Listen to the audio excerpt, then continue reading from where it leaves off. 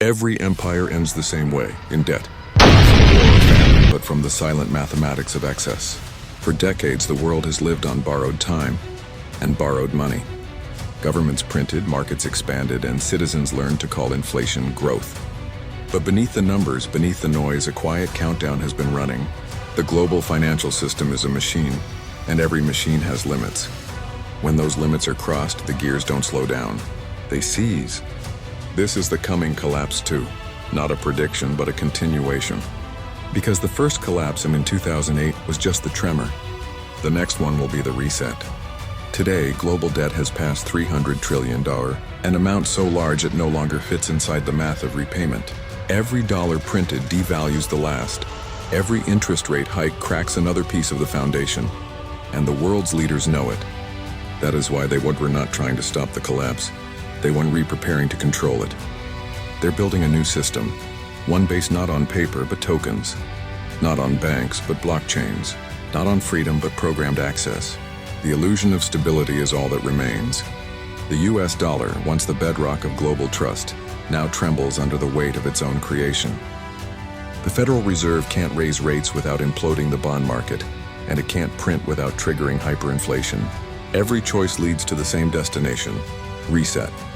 This is why the BRICS nations are hoarding gold, why Ripple launched RLUSD, and why the IMF, BIS, and central banks are rolling out CBDCs at record speed. They know the system's endgame, and they're redigitizing everything before the crash becomes undeniable. They'll call it innovation. They'll call it modernization. But in truth, it's the monetary evacuation plan, a controlled demolition of the old system, built to make way for the new one. When the collapse hits, debt will vanish, not through repayment, but through revaluation. Assets will be tokenized, currencies reissued, and liquidity rerouted through digital rails that never sleep. The architecture is already in place. ISO 2022, RippleNet, XDC's trade finance grid, Quant's overledger. Every corridor of global commerce is being rewired in real time. But here is the truth the headlines want to tell you. The reset one to feel like collapse at first. It'll feel like convenience. A digital wallet for everyone. Instant payments. Tokenized stocks, houses, and gold. A frictionless system. Until you realize you don't control it. Because the new system isn't about debt forgiveness. It's about data ownership. Your assets, identity, and access will be managed on-chain by code you didn't write. The collapse won't be televised. It'll be tokenized. And when it happens, those holding real assets, tangible value, will become the new elite of the digital age. Every empire falls the same way, but some rise from the ashes reborn. The ones that survive aren't the strongest or richest. They're the ones who saw it coming. This is not the end of money. It's the end of the old version of it. Welcome to the coming collapse 2, the story of how they all crashed the system to save it, and how those who understand the code beneath the chaos will not only survive, but lead. Part 1. The 300 trillion problem. Why the system can be saved. Every number hides a story, and this one tells the story of the end. $300 trillion. That's the total global debt. Government, corporate, personal. Owed in a world that only produces a fraction of it in real value each year. Economists call it leverage. Historians call it hubris. But in reality, it's a mathematical extinction event waiting to happen. The modern economy was built on a promise that tomorrow will always be bigger than today. Growth was religion, debt was fuel. As long as production expanded, the system could roll the interest forward, compounding illusion into prosperity. But somewhere along the way, growth stopped paying for itself.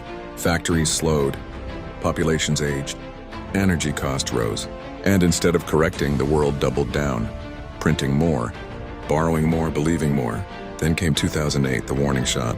The global financial crisis should have reset the system, but instead it inflated it. Trillions were created from nothing to save banks too big to fail. Debt didn't shrink, it metastasized. By 2020, the pandemic added another $30 trillion in stimulus. By 2023, inflation turned from threat to lifestyle. Now the global economy runs like an addict on its last fix. Every injection of liquidity buys a little more time, but worsens the collapse. Central banks are trapped.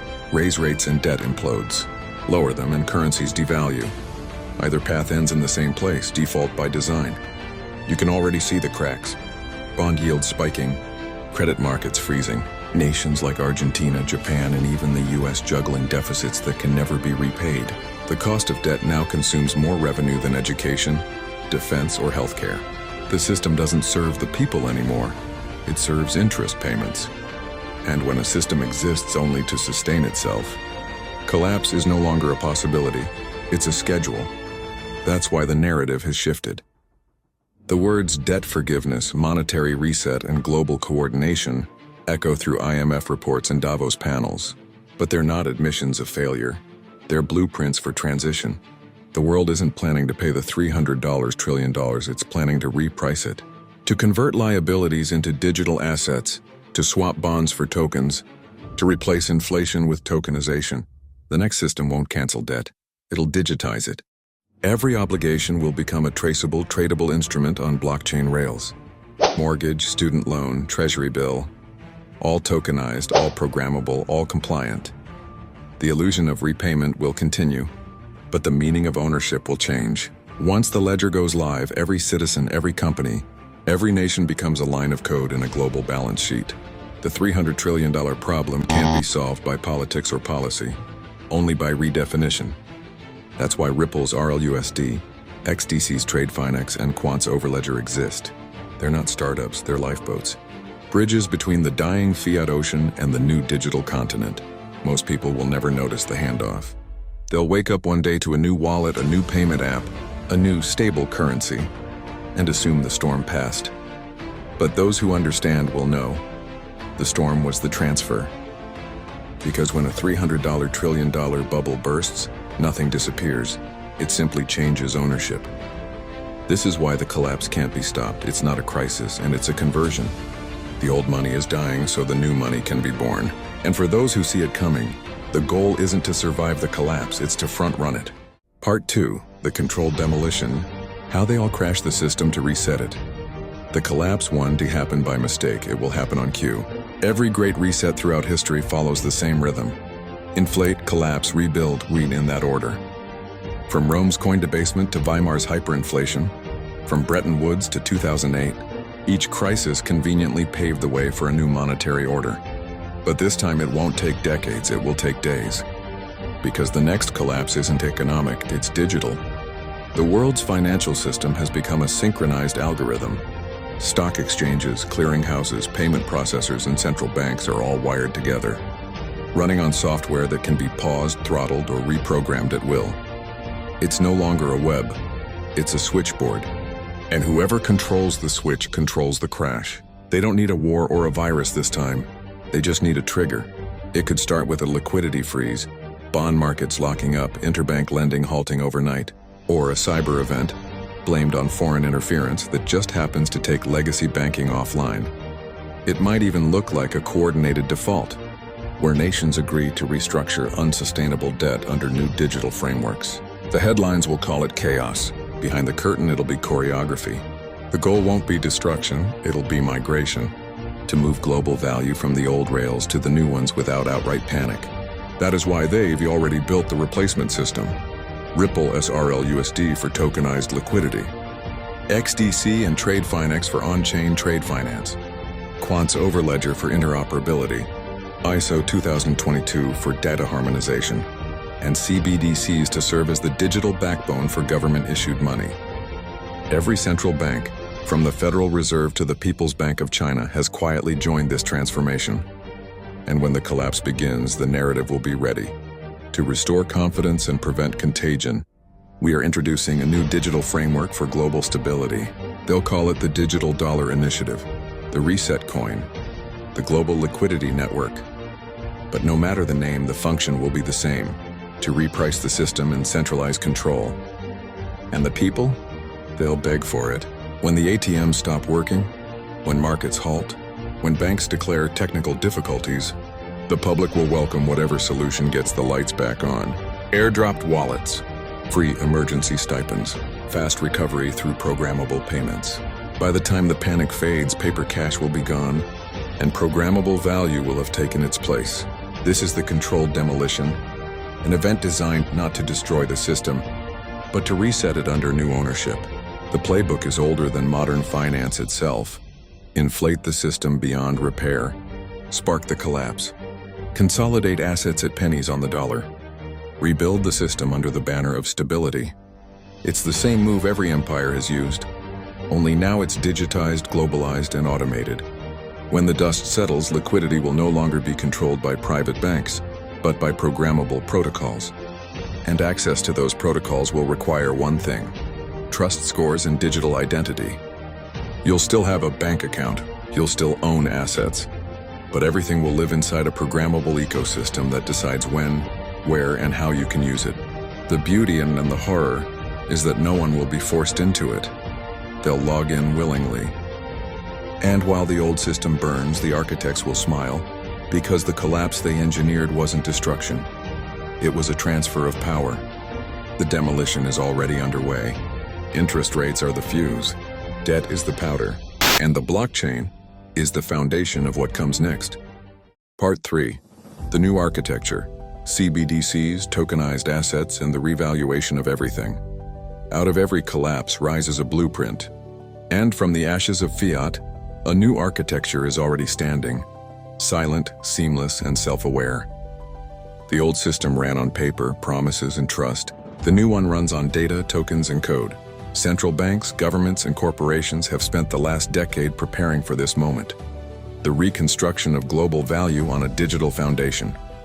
And they're not hiding it. They call it innovation. They call it modernization. But what it truly is revaluation. At the center of this design are central bank digital currencies, CBDCs. Digital versions of national money that can move instantly, settle in real time, and obey code without question. They're programmable, traceable, and interoperable through global standards like ISO 2022. Each one will look familiar: a digital dollar, a digital euro, a digital yuan. But beneath the surface, they operate on ledgers that can do what no fiat ever could: assign conditions to every transaction. Where, when, and how you can spend, who you can send it to, whether it expires. To the public, this will look like progress. No more waiting for payments. No more fraud. Instant refunds. Instant taxes. Instant aid. But convenience is the camouflage. Behind it all sits a digital nervous system, connecting central banks directly to citizens, bypassing commercial banks entirely. For the first time in history, monetary policy won't just influence behavior, it will execute it. And the rails that make it possible are already live. Ripple's RLUSD bridges fiat liquidity. XDC's TradeFinex tokenizes trade finance. Quant's Overledger synchronizes private and public blockchains. Together, they form the plumbing of the Internet of Value, the code layer of the next economy. But currency is only the beginning. The real transformation lies in tokenization. Everything that holds value, stocks, bonds, real estate, carbon credits, even art gear, is being reissued as digital tokens on interoperable ledgers. BlackRock calls it the next $100 trillion opportunity. The IMF calls it Financial Inclusion 2.0. But it's not inclusion, it's inventory. Once every asset is tokenized, every movement of value becomes visible. Ownership isn't absolute anymore, it's conditional. A token can be frozen, reassigned, or revalued in seconds. This is how the $300 trillion debt problem is solved. It isn't paid, it's converted. Debt becomes a digital asset, obligations become opportunities, and wealth is repriced inside a system that can rebalance itself automatically. The result will be breathtaking on the surface. Markets will recover, inflation will vanish. Liquidity will flow through programmable channels. The global balance sheet will look brand new. But the reset won't restore capitalism, it will replace it. Because once every transaction runs through programmable rails, economics becomes governance. Money stops being freedom of exchange and becomes enforcement of policy. This is the new architecture, a financial system designed to be frictionless, global, and obedient. And it's already here. Every central bank from Washington to Beijing is testing its node in the network. Every asset manager is tokenizing portfolios. Every regulator is rewriting laws to fit this digital mold. The collapse created the excuse. The code provided the solution. The narrative completed the cycle. When the switch flips, the world won't go dark. It'll light up in perfect synchronization. Every wallet, every asset, every person, connected, accounted, verified. The future of money won't be decided in elections. It will be compiled. Part 4. The Great Consolidation, Ownership, Control, and the Disappearance of Wealth. Every reset has a winner, and this time it won't be the people. When the smoke clears and the new financial architecture is fully online, one truth will become impossible to ignore. The collapse wasn't a correction, it was a consolidation. For decades, wealth was distributed across millions of homes, accounts, and businesses, fragmented, chaotic, alive. But the transition to tokenized finance changes that, because once every asset exists on a ledger, ownership becomes a setting, not a right. Under the surface of convenience, the new system has quietly redefined what it means to own. You don't possess assets anymore. You license them. Your car, your home, your investments, they exist as tokens, governed by terms you never read and code you can't change. The fine print of tokenization is control. Every digital asset carries rules. Where it can move, who can hold it, and how it can be used. Those rules aren't written by markets. They're written by the issuers. It's the same story that happened with media, software, and music. Ownership replaced by access. But now that model has come for the physical world. Real estate, gold, stocks, patents, and even land deeds are being reissued as programmable tokens. At first, it'll look revolutionary. Instant settlement, fractional ownership, liquidity like never before. But the moment everything is digital, the back door is built in. A frozen account here, a confiscated token there, an algorithmic adjustment to correct volatility, all in the name of stability. When the old world burned, they didn't rebuild it to empower the people. They rebuilt it to consolidate the network. The institutions that caused the collapse now control the recovery. BlackRock tokenizes bonds. Goldman Sachs runs permissioned DeFi. The BIS dictates cross-border standards. And the same central banks that inflated the debt now manage your liquidity, one line of code at a time. This is how wealth disappears without anyone noticing. It doesn't vanish, it's absorbed. Your retirement fund becomes a regulated token. Your savings become programmable credits. Your assets exist, but not without permission. And in this new economy, compliance replaces wealth. Those who align with the system thrive. Those who question it find their access throttled. The concept of freedom through ownership, the very foundation of capitalism, is quietly being retired. Because in a tokenized world, nothing truly belongs to you. Everything belongs to the network. This is the Great Consolidation, a global transfer of power disguised as financial modernization. And it's already happening. Real estate markets are being digitized through blockchain custodians. Securities are moving to centralized tokenization hubs. Gold is being tokenized through bank-issued stable assets. Every step draws wealth from individuals into institutional custody. Invisible, irreversible, absolute. The reset was never about ending debt. It was about ending privacy and ownership. What they couldn't control in the analog world, they'll own in the digital one. But here's the paradox. In consolidating everything, they're also creating the counterforce. Every system of control gives birth to its opposite. Decentralization isn't just a technology. It's the immune response of humanity. While governments and corporations merge under the illusion of order, a parallel economy grows beneath, the sovereign layer. It's peer-to-peer, borderless, and incorruptible. Bitcoin, XRP, XDC, and privacy networks like Monero form the roots of this resistance. Because when people realize they don't actually own anything, they'll remember why they ever wanted money in the first place. Not for control, but for freedom. And that's when the real battle begins. Part 5. The Final Transfer. How to survive and thrive after the collapse. Every collapse has two sides. Destruction for the unprepared, opportunity for the aware. The difference between the two isn't wealth, it's positioning. When the $300 trillion bubble bursts, the reset won't destroy value. It'll redistribute it. And the question isn't who loses the most, but who's ready to catch what falls. History has shown that every major shift in the financial system, from gold to fiat, from analog to digital, creates a brief moment where power resets. A window where those who understand the rules before they rewritten can build generational wealth while everyone else watches their balance fade to zero. That window is opening again. The final transfer won't be measured in dollars or stocks. It'll be measured in network access, in which systems your assets, liquidity, and identity live.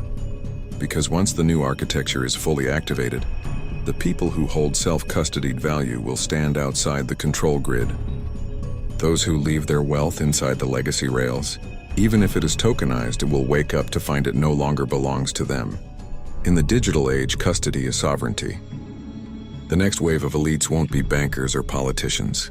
They'll be the builders, the architects, and the early adopters of decentralized systems. They'll own the rails of tokenized liquidity before the rest of the world realizes what they are.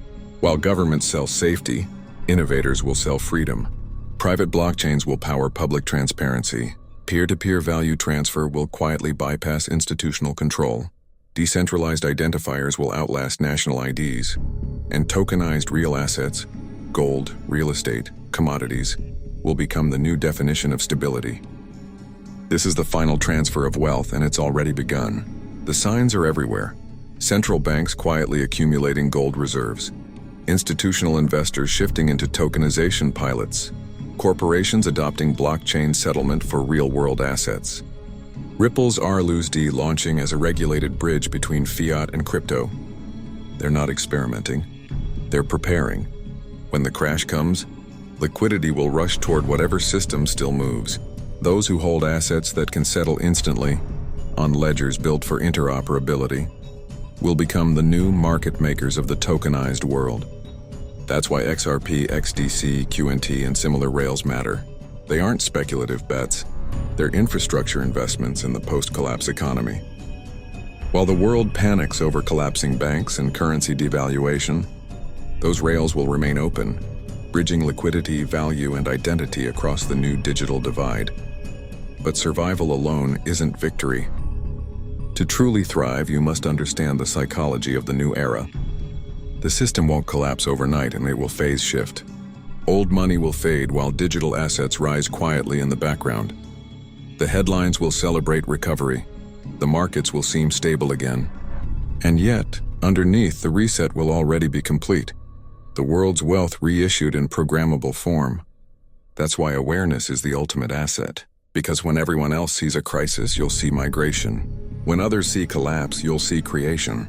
And when they beg to be saved by the new system, you'll already be living outside it. The secret isn't to escape the collapse. It's to understand its design. Because once you know how the machine works, you don't fear it. You front-run it. This is the choice before every investor, entrepreneur, and builder alive today. Follow the herd into dependency, or lead the exodus into sovereignty. The old world of debt is ending. The new world of tokenized value is beginning. And those who bridge the two, consciously, strategically, fearlessly, will write the blueprint for the next century. The collapse isn't coming, it's already begun. And for those who understand the signal beneath the noise, the end of one system is just the beginning of another. The new gold rush, every collapse births a new empire, and every empire begins with a rush. Not for gold this time, but for truth. The world is shifting from paper to code, from trust to verification, from debt to data. The Great Reset isn't a TIA theory anymore. It aches the infrastructure being built beneath our feet. But the future isn't something to fear. It's something to prepare for. Because those who understand value before the crowd, who see the signal in the chaos, will stand where the world's next wealth is born. This is the new gold rush. It's not about digging in the dirt, it's about decoding the system. Every tokenized asset, every interoperable rail, every decentralized network, these are the new minds of the digital age. The collapse was the warning. The reset is the opportunity. And freedom, true financial freedom, will belong to those who build and hold their sovereignty in code. Subscribe to LTL Productions, where we reveal the blueprint behind the new economy and expose the truth they don't or want told. Because the next financial revolution won't be televised, it'll be tokenized.